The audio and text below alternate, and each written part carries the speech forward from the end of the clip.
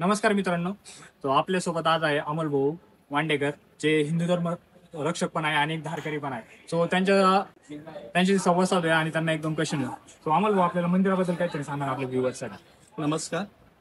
माझा मित्र यश हा कांगुणीचा आहे, पण सध्या तो पुणे इथे शिक्षण घेतोय.